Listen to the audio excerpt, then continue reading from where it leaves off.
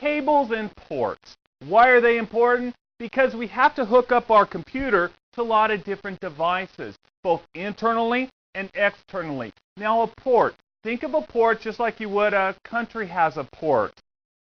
That is where shipments of stuff comes in and shipment of stuff goes out. Same thing with the computer. That's how you share information both internally and externally with different devices. Now, take a look at this motherboard. This is an ATX motherboard.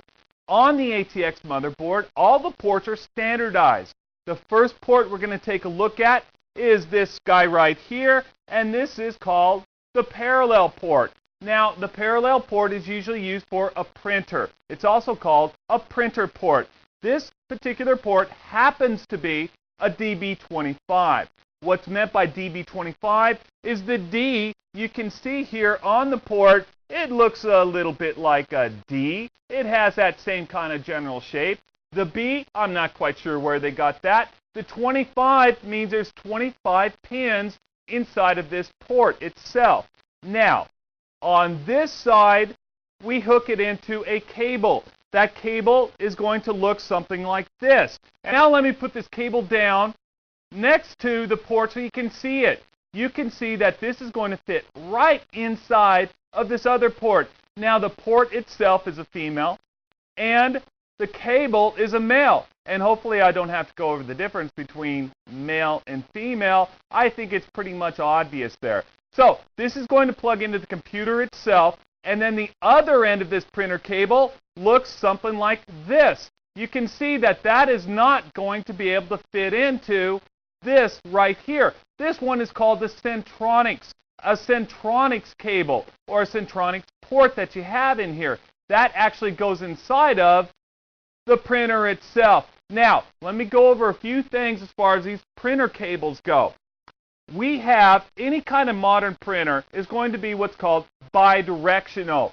Bidirectional means that it isn't just the computer sending information to the printer actually sends information to the computer itself. If you've ever been printing something, you run out of paper, and your computer comes up with an error message saying, the printer's out of paper. Well, how did it know that? How did it find out? The printer told the computer that it's out of paper. And this is all standardized. The standard is IEEE 1284 standard, or what's commonly known as a bidirectional printer port.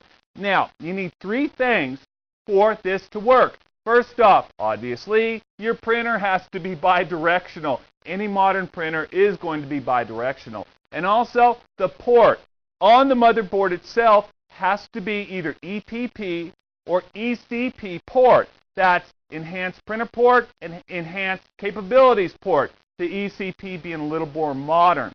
The third thing you need for this to work is your cable itself. Your cable has to be IEEE 1284 compliant. And if you go searching for a cable, it's either going to say bidirectional cable or it's going to say IEEE 1284 compliant. So that is a printer cable.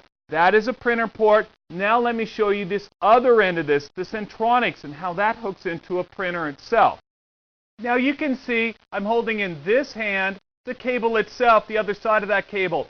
On the other end of this cable, of course, is the DB25 connection.